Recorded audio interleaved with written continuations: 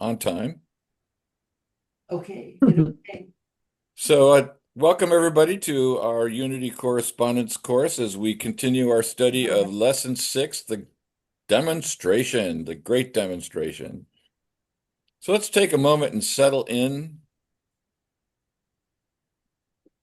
Let's acknowledge the presence of God, the divine.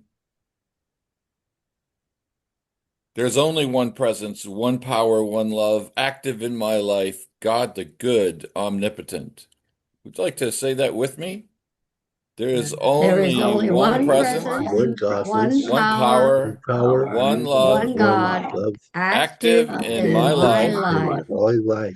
God the God good, the God good, the omnipotent. omnipotent. good. That's an affirmation that goes way back to the misty beginnings of unity. And I love that we can still say that years later and still experience the truth of that experience. God the good, omnipotent, the all-powerful good, alive and well in us, as us, enjoying life as we enjoy life through us. And with that awareness, let me bring up the daily word and see if our friend Lillian would be willing to share that with us today. Of course. I'm so happy we can always count on you, Lillian. My pleasure.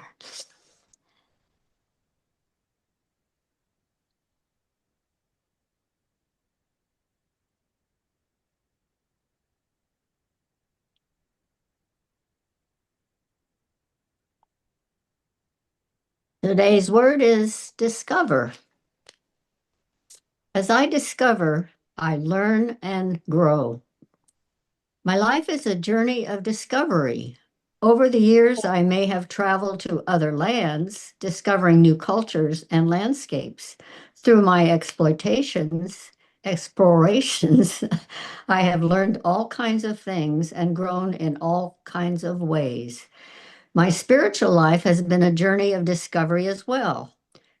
Through my spiritual practice, I have deepened in my understanding of God and of myself as a spiritual being. I have discovered new landscapes within myself as I have communed with God in prayer and have changed my life through the power of my thinking. As long as I live, I will find more to discover. Questioning, learning, and growing help me discover the wonders within and all around me. And from Jeremiah 33, call to me and I will answer you and will tell you great and hidden things that you have not known. Whoa, Discover. thank you. I don't remember reading that quote from Jeremiah. That's pretty cool. As I discover, I learn and grow. Let's affirm that together. As I As I discover, discover, I Discover, I learn learn and and grow. and grow. grow. All right. So before we get started on today's text, I think Janet has something she wanted to raise and share with us. Janet? Thank you. Okay. So I had a very strange experience in the middle of the week. And when the person left, I went back to the pages from last week. And I'm talking about section 3, what is consciousness? And the third I think it says number 6, life is consciousness, direct knowledge of a person, thing, or situation, knowing for oneself without the possibility of doubt, knowing all the time so that knowing is a habit of thought.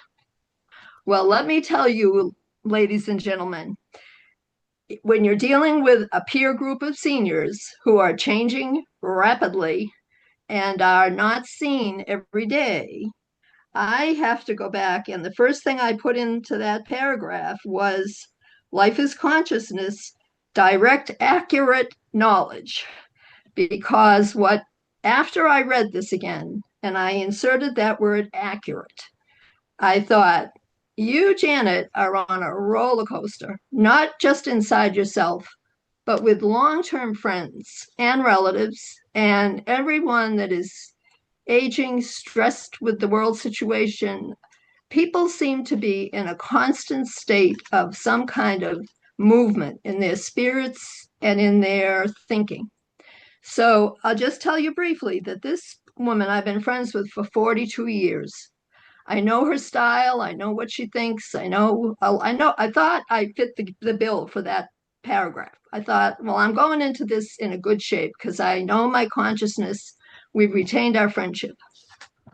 Oh my God, she did something really wacky. And she held me hostage for 40 minutes, sitting really too close to me on the sofa, showing me the pictures, telling me what that person said in this picture. She had been to a No King rally. She knows I never talk about politics. That has not changed in my old age. Yet she felt the need to tell me how this works and what it's about and why and where. And instead of stopping it quickly, I kept thinking, this is okay. I'm praying. I'm saying, please let me just be gracious here. Let me listen. When I saw 40 minutes, the clock was on the other side of the room behind her. I jumped up. I said, stop, stop talking. I said, don't say one more thing. I said, I'm going into the bathroom. I'm going to say my prayers and I'm going to calm down. I said, you just got here. We have 3 hours. You've just taken almost an hour on this subject. When I come out, I want to raise a new topic. It's my turn.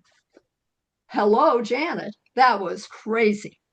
I knew at that point not to be, I wasn't thinking during the day about how she had changed and what made her act so crazy.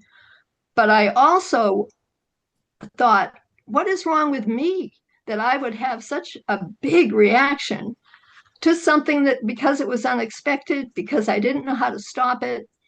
And all that was, I think, Tuesday.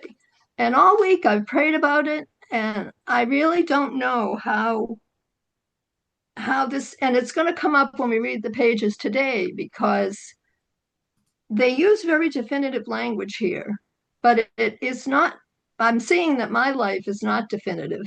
I attribute a lot of it to aging, and just everybody's a wild card. But I want to know how to like get in the Tao again and be able to visit people. I hadn't seen her for about 6 months, and she had changed radically in 6 months. I wasn't prepared. So, how do I get prepared?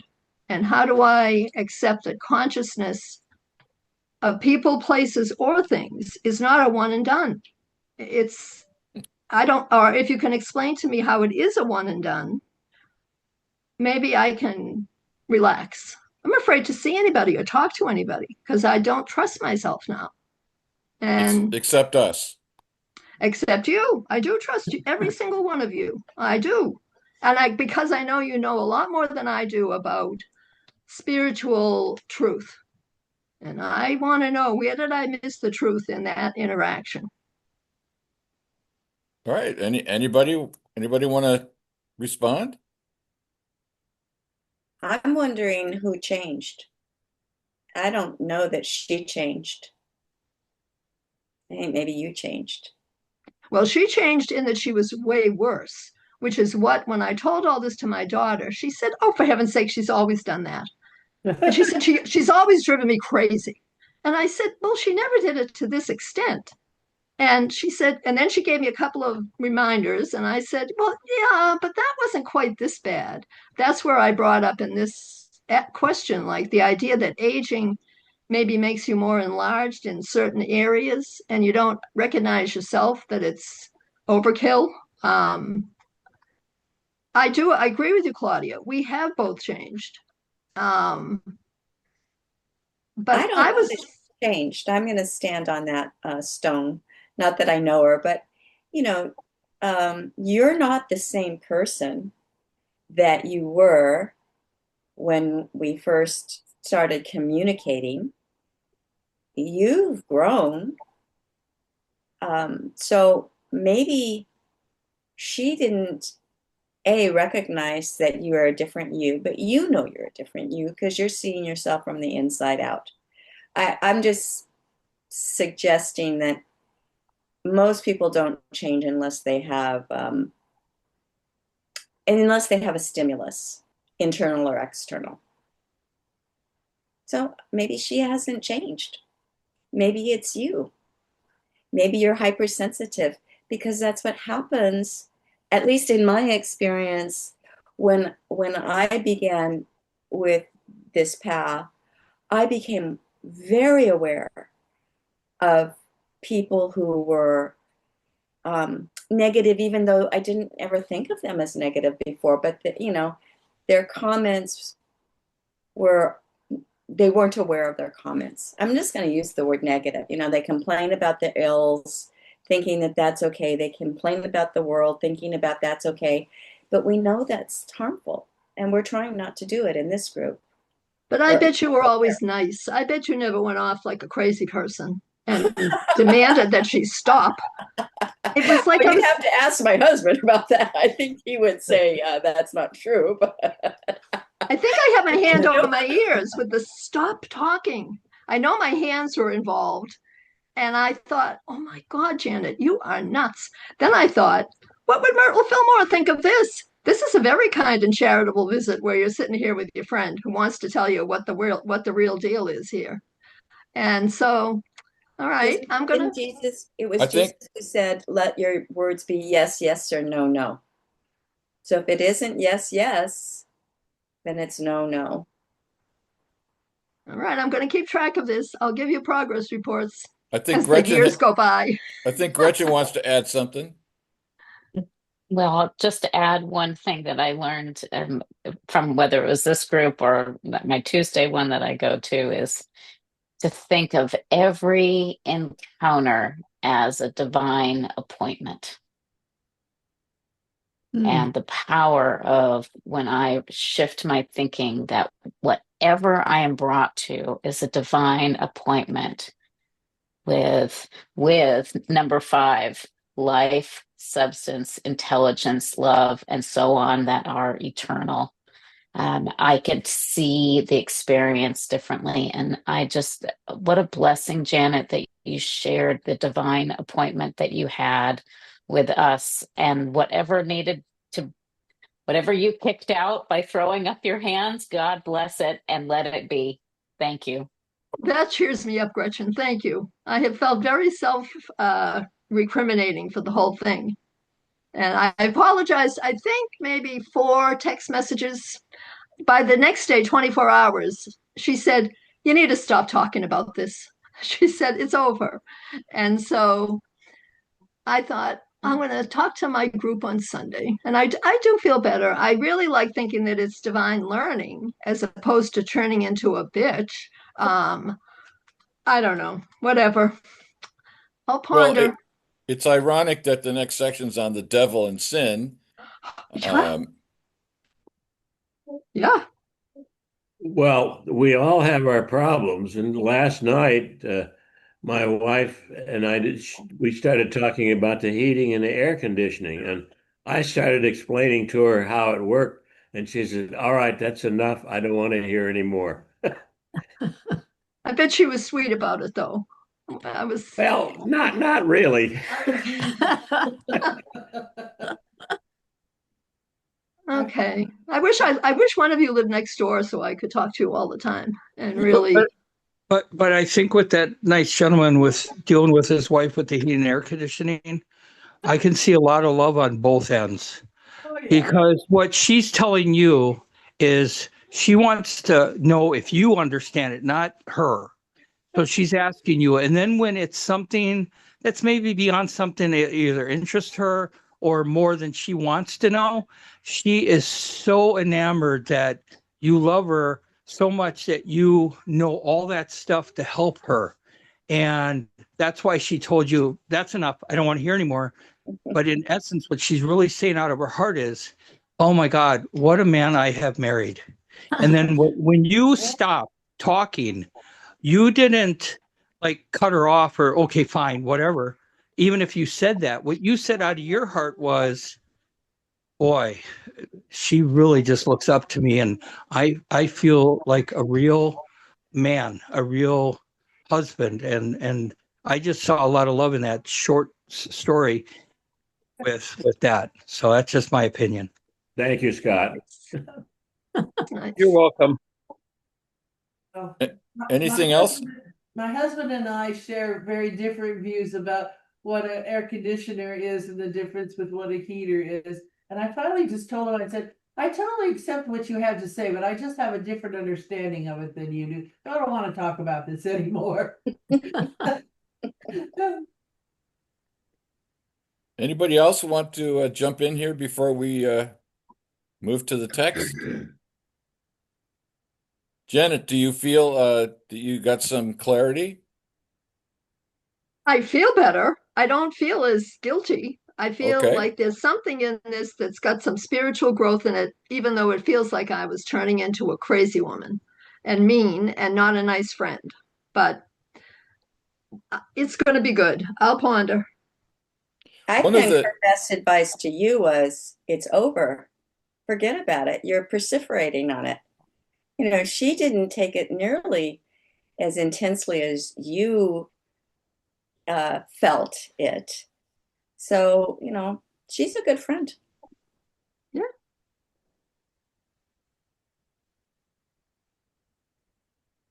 Okay, thanks Janet, thanks everybody. So let's see if maybe there's something for all of us with respect to this topic in the next section of readings.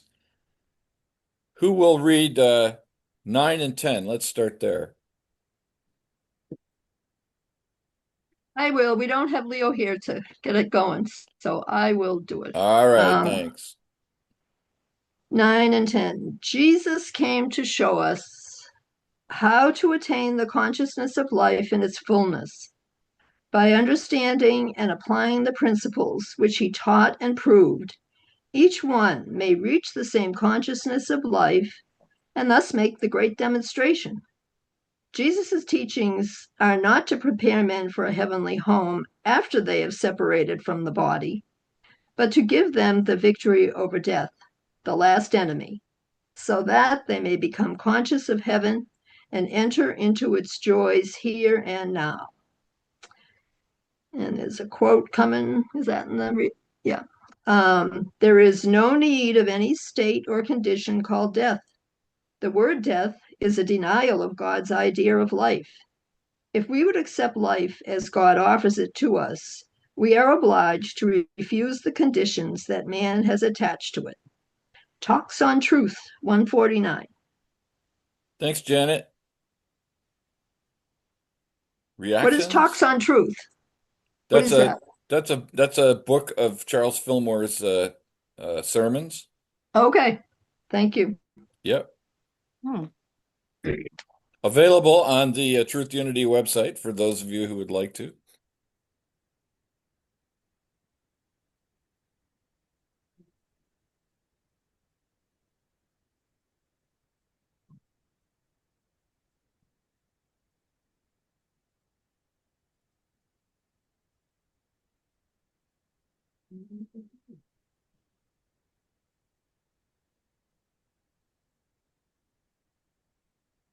I'm sorry to be my voice heard again, but this one I also have question marks around because how do how do I accept or believe that what I am understanding when I'm reading something or someone's talking to me?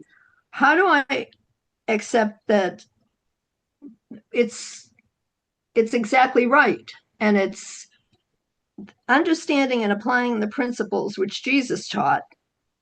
I always say, I wonder if he really meant that. Or what did he mean that wasn't part of the translation? Or I'm skeptical of what I'm trying to live up to. And is that me just trying to get off the hook, or um, is there some way around that to believe that what you're being taught is 100% right and you need to step up? Great question. That's the $10,000 question here. Right. Anybody have a $10,000 answer? Well, it may be more like 2 bits, Marty, but All right, go for it.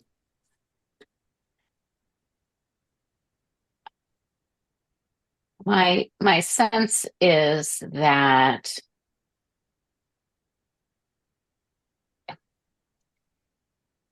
it kind of goes back to actually the daily word of discover and to meaning to uncover. And I don't think we uncover alone. I think we uncover through the presence and the power of God, through the Christ and the Holy Spirit, if we're going to use the names of the Trinity, that the uncovering comes when we allow new ideas to surround us, and we allow spirit to pull the best ideas in and for us. And in it, so I'll just give an example of in 9 and 10, which is a word that has been with me for a while, is the word death. Like, what does death mean? What we can. Death is such an intense word. It's so easy to just go to the physical on that, and so it's like, okay, honoring what the physical can mean from death. What does death mean in terms of the spiritual and the power of letting go of the ideas of those, that the the Dead Sea, that the flow of me is only going into some cul-de-sac as opposed to the flow of me continuing, that there's the inlet and the outlet, I think is another thing that Charles Fillmore talks about, that the victory over all of my energy just going into a cul-de-sac, the victory of being in that continuous flow, like that's not something that Gretchen, made up. It's like that's something that I could feel came in and through me one day, and that it resonated and it gave me freedom. I think every idea of truth, even if it's uncomfortable and it's revealing, ultimately gives me a sense of peace and freedom. So I don't know if that made any sense to anybody else, but the discovery process ultimately for me comes through spirit and my willingness to partner with that. Thanks, So Gretchen. is what comes through spirit to you, would the same knowing come to me and through me? Or are things always filtered by one's personality and one's, background or whatever? Or is it the same truth that's in everything is going to appear as truth? But that's a great question. I would say at the end of the path that the same truth is always there. And but the way in which I'm going to experience it is probably going to be different than the way in which other people may experience it, because of the filtering that I've had, the uploading that I've had, the generational stickiness that is around the life that is me, and how I've been taught and heard. But at the end, the core, at the Christ, that truth is always there. And I think we hear it in different ways and in different times. And that aging gives us an opportunity to let go of old things and to be open to new things. And if I am open to new things, then I'm not stuck in the old. But the core of it, I think, is always there. But I'm going to hear it in my own unique way. And that's God's doing. That is God's doing. That is totally Romans 8. That is God's doing. Thanks, Gretchen. Anybody else? Well, while Gretchen was talking, I was thinking about the analogy of the ocean and the wave. You're the wave, Janet. You're going to show up as Janet, but you are the ocean, part of the ocean. So whether this is a huge wave or a small wave, or you hit the beach or you hit the rocks, you are a unique, individualized wave that represents all of the ocean. But, you're not the ocean. That's God. You're the wave. And so your experience, I think is Gretchen was saying, was so beautifully put. You're going to experience that individualized wave or Christ presence in whatever your environment is. I mean, so beautifully put, Gretchen, and what came to mind when you said that. Thanks, Claudia. Anybody else? Well, I like that wave and ocean part two because we're supposed to not see a difference. When we manifest the Christ, it's like we're supposed to be part of it. But the way I'm doing it right now, and I'm coming back to these true, well, I don't want to say truth unity, but these Fillmore teachings, is I feel more like, instead of a wave, I feel more like a drip. I feel like an annoying drip. And it's like, and I'm only dripping and I haven't opened it up, and maybe that's as much as I can handle weekly, just a drip at a time. And instead of overwhelming myself reading everything out there, and I'm not absorbing anything, because I'm taking a couple classes. I'm trying to take the Wayne's classes because Mark has always impressed me with his faithfulness. My wife, when I first was interested in unity, she actually bought me a book called Talks on Truth. And she gave it to me for like my birthday that year. And I said, "What's so special about this book?" And it was actually autographed by Charles Fillmore. And she found one, and then by Cora Fillmore. So that's the one book I've held on to all these years. But when I listen to you guys, I'm like, I picture all of you in that book because I've read it all. I've read the whole book, but I see it lived out with all of you. So whenever you get discouraged or I hear the discouragement from any of you, just remember that someone else who's very new again to these teachings is seeing the strength and the maturity that all of you are exemplifying. So that's just my opinion. Thanks, Scott. You're welcome. Anybody else? Janet, I'd just like to offer that I heard your question also as a methodological question. How do I remind myself, or how do I know that anything is the truth? And when you asked that question, or when I heard it put that way, I was thinking of Emily Cady's fairly blunt advice is, let's go to the secret place of the Most High. Let's go into the silence, which is also what Charles Fillmore did and Myrtle did. It's like, we cannot get this answer from somebody else. I mean, Jesus had the answer, and yet in order for us to believe it, we have to go inside ourselves. We have to go into that, what has been identified in New Thought teaching and unity in particular, which is the Christ consciousness. I have to go inside into the silence and do my best to block out any external input, valuable though it may be, and listen to my own heart and see what it says. And that's the discipline, I think, that is the foundation of the method of experiencing the Christ truth in everything. As I like to quote Eric Butterworth, to experience ourselves as the eachness of the allness, or as Claudia said, to experience ourselves as both the wave and the ocean.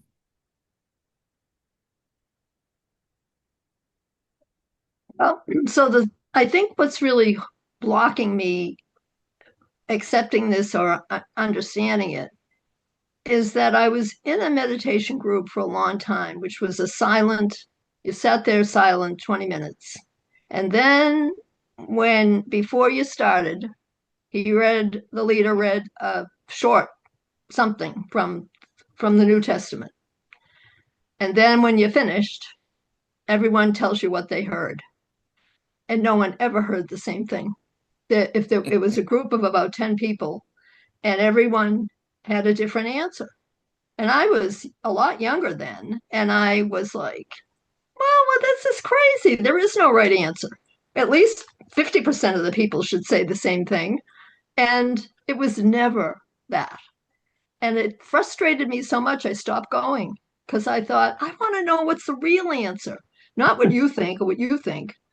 And then that's why I like that book from Emily Cady, The Lessons in Truth. I thought, all right, this woman seems really spot on. And here she's telling me a lot of stuff that if I can get on board with what she's saying, it's enough. It's enough. I don't need to match my interpretation of, a Bible verse with somebody else.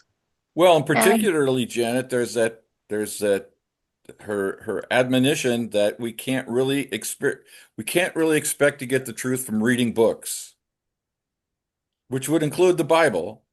We can get the truth from going inside and being present with the truth in the silence. That's what she says. so is me living my truth enough? You told me way back, one of the first meetings, you said there is no right answer. There isn't a right answer, whatever I was asking about that. You said, what do you think? And I thought, Exactly. well, I don't know what I think. I want to know what's right. So, Yeah, but see, um, here's the dirty little secret is you will be the one who determines whether what you heard is the truth. You for will me, still have to decide whether what you hear resonates inside your truth, inside your God presence as true. No matter what someone else says, every one of us here can say something. We'd be like that, your meditation group, you'll hear something different from each of us. And it's still up to each of us to resonate the truth for ourselves. Because as Gretchen said, it's filtered through you, Right. your experience, your background. We don't live in Boston. And I would say, I would add to that, we haven't had your past lives. So, it's going to be experienced through you, Janet, Janet. And as you make your way up the mountain.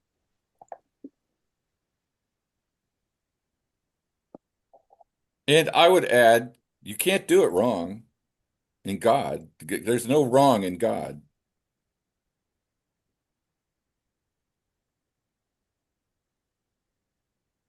I think all Jesus asked us to do, or all Jesus was pointing out that we are here to do, is to love and express love in all its forms, which is compassion and empathy and gratitude. Whenever I start with gratitude, I always end up with love.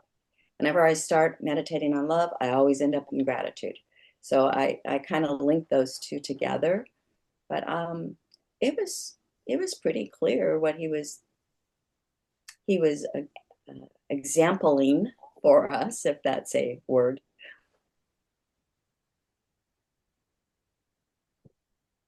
Maybe even when we're not behaving our best. Yep. If it's true, there is only one presence, one power, one love active in our lives in the world today, God the good, omnipotent, then what Della you just said has to be true. Whether I'm acting my best, whether I'm in my deepest denial, my rage against God, my rage against truth, it's still only God. It's still the eachness of the allness doing its thing. And that's really hard for me to wrap my human brain around. That people who are cruel and unkind and mean-spirited are just as God-filled, Christ-filled as I am. That's my Yeah, that's my learning path. yeah. And imagine Jesus is nailed to the cross in that most excruciating and torturous, physically and psychologically position, and the first thing he says is, "Forgive them because they don't know what they're doing." Mhm.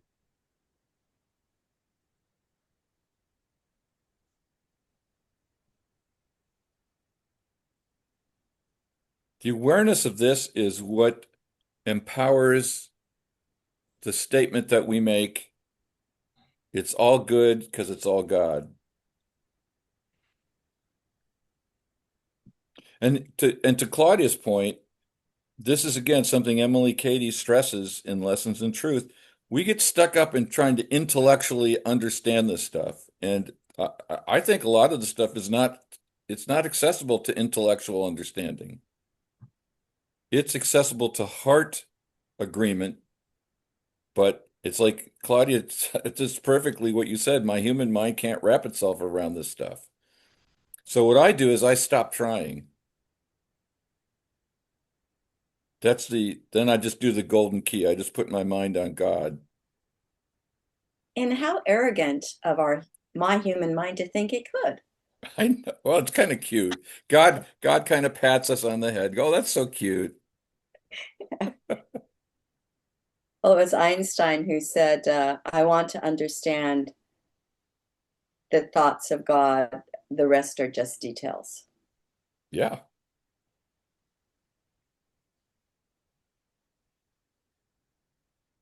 That's why I think my life is it's been changed in many ways. You're right, Claudia, in the past year, but it is pouring over that metaphysical New Testament that Mark sends out, that reading the bullet points and getting a much more less specific kind of statement.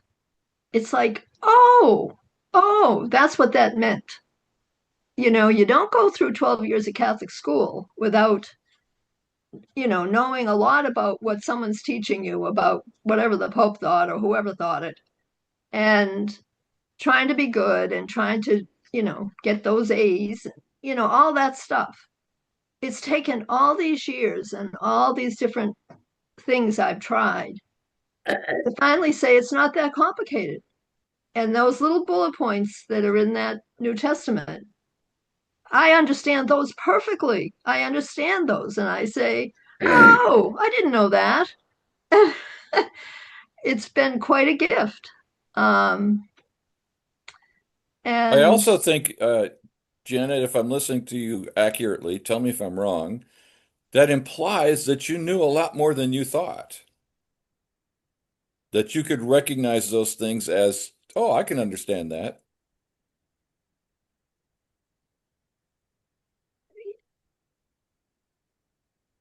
well, but I don't know. I think I'm always looking to see who wrote those. And 90% of the people I don't know. Occasionally it's something that Mark Hicks has written and I say, but something. But it feels like there's supposed to be more of I always was waiting for the direct line between me and Jesus Christ, or me and God, or me and somebody out there in the spiritual realm that was going to be answering my questions. And when Claudia says that you can't think it, you can't think for an answer, I think, oh, please let me come to believe that and stop thinking. How ironic is it that I've had 3 brain injuries? There was also a great message from God to me over the space of time in between. I'd changed my ways for a while after the event. Then it would start creeping back in, this kind of questioning and doubting, and then something else would happen and I'd be worse and I could think less. And I've really been trying this last time around, which is now since 2017, to say I'm not questioning anything. I'm trying to just like go with the flow here. I need to, no overthinking. No, because that goes hand in hand with catastrophizing. And it's time for it to be gone. I need some years of peace on this earth before I go to my next life. "Get thee behind me, Satan." Yes. Well, let's continue reading and see if we don't get some insights, because we are reading about the devil. So who would read 11 and 12? I could. Okay, thank you. We make them bigger. Okay, there we are. Okay, 11. Paul stated to the Romans, the wages of sin is death. So long as we continue to sin,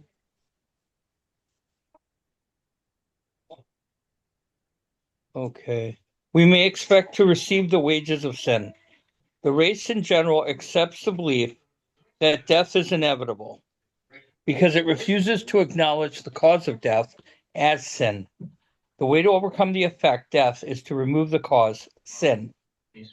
So should I stop so we can discuss it, or do you want me to go on to 12? Would you read 12, please? Sure. Cast away from you all your transgressions, wherein ye have transgressed, and make you a new heart and a new spirit. For why will ye die? For I have no pleasure in the death of him that dieth, saith the Lord Jehovah. Wherefore turn yourselves and live. Thanks, Scott. Yep. So what do we hear in these two paragraphs?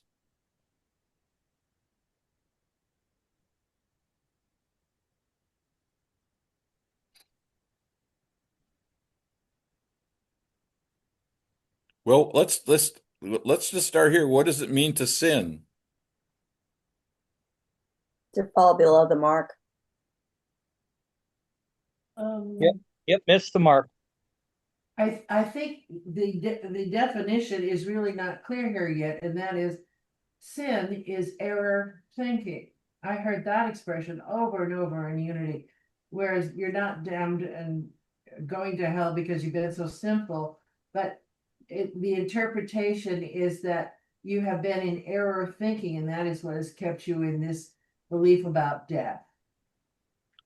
And that is wonderful. I've always heard fall below the mark because sin is an archery term, but error thinking, and I know you've been in Unity since you were 2. Forever, yeah.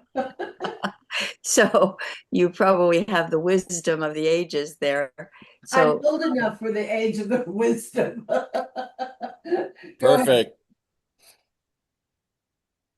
Claudia, were you finished with your thought?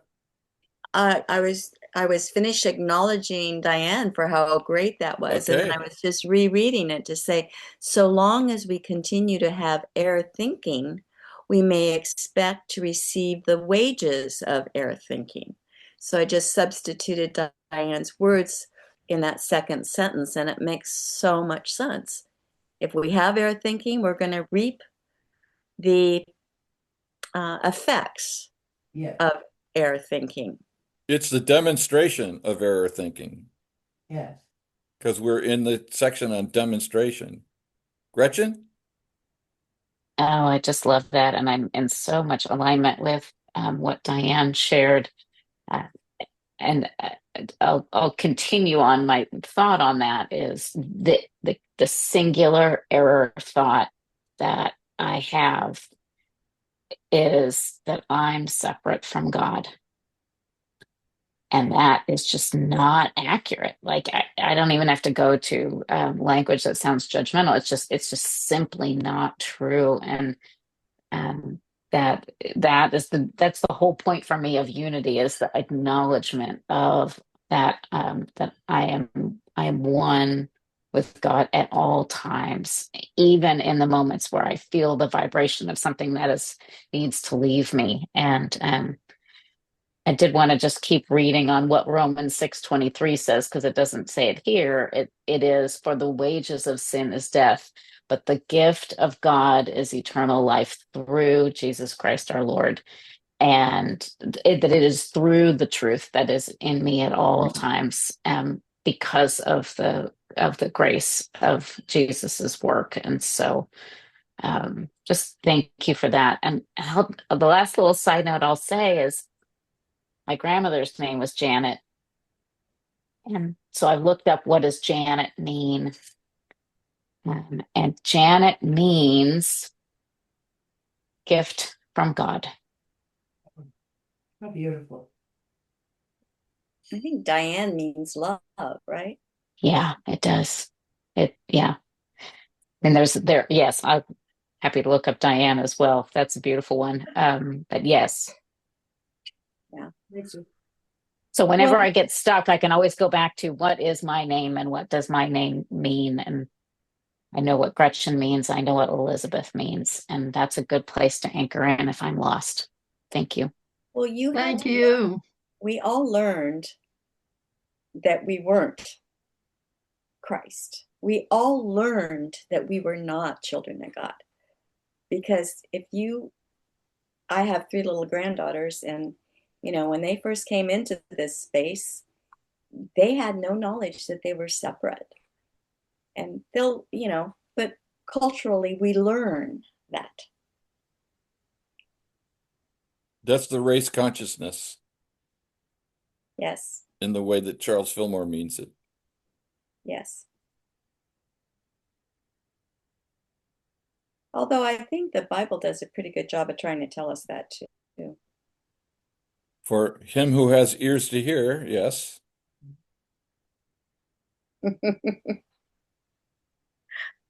They're having Bible quotes smacked down, huh? Why not? Why not? Well, let's move on. Who will read number 13? I will. Thank you, Della. In Talks on Truth 155, we read, if we are not spiritually alive, if we have not the Christ mind, we are not alive at all. In order to be alive, we must be sanctified, purified, and regenerated. We must be perfect, even as Jesus Christ was perfect. If I am in any degree a sinner, I have in that degree a corruptible, dead body. And what is the remedy? I must get rid of carnality. That is all. The quicker I do that, the quicker I shall become alive. I should not expect that through my further dying, the good Lord will make me alive. I can find in the scriptures no hint of a promise that warrants such a presumption. God is not the God of the dead, but of the living. Matthew. Thank you, Della. Oh, another paragraph with just a few morsels of let's chew on this. So, what do you think this means? I must get rid of carnality. What's carnality, do you think, in this context? Tell us. What's that, Lillian? Tell us. I'm asking you.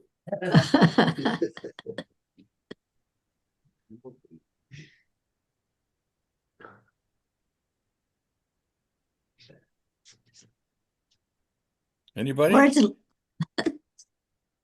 I always Well, I think can tell you what I read earlier this week Okay. that was resonated with me. So this isn't from me, this is through me to the group, is that carnality is the belief that in more belief in the material world than in the spiritual world. That if Okay. I had a weighing and measuring and I had them, what's if I was in carnality, it's that I think materiality is more relevant, true, real, etc., than spirituality. So I think this is just tipping the scale towards that the spiritual realm has more reality than the material realm. Okay. Thank you. Claudia, you had something to add? no, I think well, actually I think what Gretchen said was perfect. I was thinking it's carnality is of the flesh. So that's the physical world as Gretchen described it. Okay. Anybody else?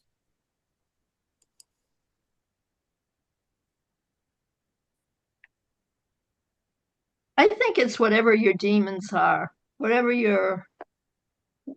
I wasted so many years believing that there was a psychological answer to the the demons that I carried and that I would find myself responding to or doing something and thinking that just wasn't you, that why did you do that? And I believe finally that you can understand psychology and what they're talking about, but to really change on the inside, you got to buddy up, you got to pair up with a spiritual partner, an internal spiritual partner, and that divine indwelling.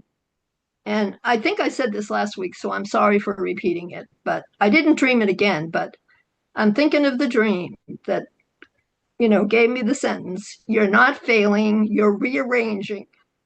And I think that has to be enough at this point to believe that I'm not wrong and I'm not doing bad things. I'm just changing and rearranging. And and with the amount of time I spend thinking about spiritual things, I'd like to hope I'm rearranging in a way that will follow that truth and be able to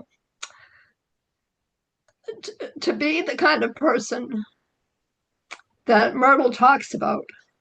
I read and reread that little book with her letters, and I think, better. I am better, but it feels like time is running out, and I have to let that go. And I don't know.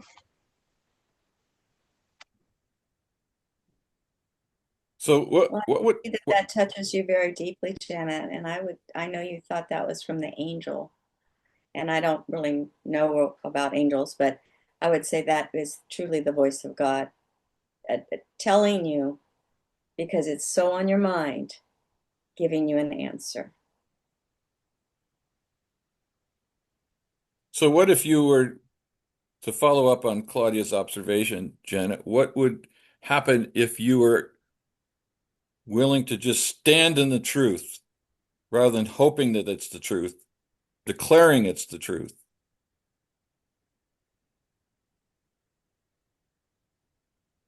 I think I'm coming to where I really have to do that, or I would never go out of the house. I mean, Yeah. um, So maybe you don't have to, maybe you get to. yeah,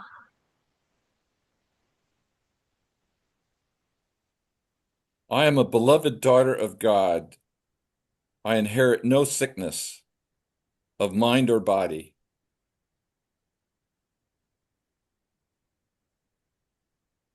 Why? Just like Myrtle, yeah. because you are Myrtle. We all are Myrtle and Charles. I have a thought about this. We're talking about carnality, and so many times we're in a situation where all the negative thoughts are taking place, and uh, somewhere along the line we stop and think, well, everything is in divine order. And the minute you shift your thinking to the idea that everything is in divine order, then you're essentially getting rid of the carnality, if you will, or getting rid of the negative thoughts. And once you get past that, then you begin to bring into your life the things that are in right order.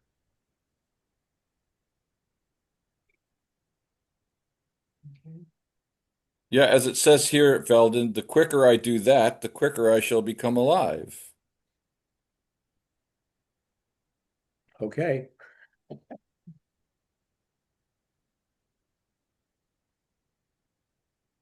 Also, I am reminded of something Janet discussed earlier, that she had belonged to a meditation group but eventually discontinued it.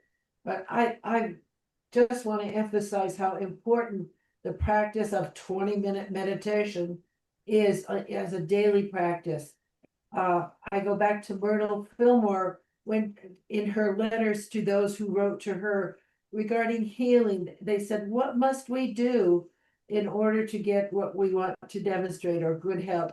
And the first thing she said was, be still, be still, be still, which is sort of shut up and listen and open your mind to the solution or to the resolution, whatever it is you're praying about. But gosh, use that meditation period to just quiet yourself so that you can listen. Myrtle made all her demonstrations this way. That's my thought. Oh, absolutely. You need to know I do it every day. I've done it for a long, long time. Really early in the morning, 20 minutes. And I come out and I write things down but I was at that point, I thought, what do you know? You think you're hearing something or you think you're feeling something. You need to be with other people that know more. I was being willful and wanting to be in a group that was going to tell me what the Bible was, what it meant. And I was not thinking in terms of it can be a direct line between me. That's the only time I feel that direct line is in those 20 minutes. But I believe you, Diane. It's so important. And I do it. I did it when I was in the hospital. I do it everywhere, all the time, every day, early in the morning. And I also live in 24-hour increments. And I start with the meditation and I end with a shorter meditation because I start to fall asleep. But I bracket that 24 hours with trusting God. It just doesn't seem like enough. And that's just crazy. Well, the good news is that God is in that doesn't seem like it's enough. I believe you, Marty. You may always feel that it's never enough. And that's because you're on a continuum. You're on a pathway. You're growing, you're learning, you're seeking. You will always be wanting more, that satisfies the needs that you have. And I love it that you practice meditation twice a day like that. Keep it up. It's a fabulous practice. It absolutely is. I can't say enough. I started in 1988 and it changed my life. And that teacher changed my life. It was Thomas Keating in Centering Prayer. And he was able to debunk all the craziness I had brought out of my childhood and youth about spirit and what we're here for. It makes all the difference whenever you start. Well, that's a great note for us to wrap this up because we've come to the end of our time together. And thanks for that reminder of that great spiritual leader and mystic Thomas Keating and his centering prayer practice, which is utterly coherent with what we do here. Mm-hmm. And so thanks everybody for being willing to share your divine spark and insight with each other. And let's finish by affirming in the prayer for protection. Together, the light of God surrounds us. The The love love of of God God enfolds us. enfolds us. The The power power of of God God protects us. protects us. The The presence of presence of God God watches watches over us. Wherever we Wherever we are. are, God God is, is, and and all is all is well. well. Thanks, everybody. Thank you, Marty. Thank you all so much. Thank you. We'll see you next week. Have a great week, everyone. Bye-bye. See you later.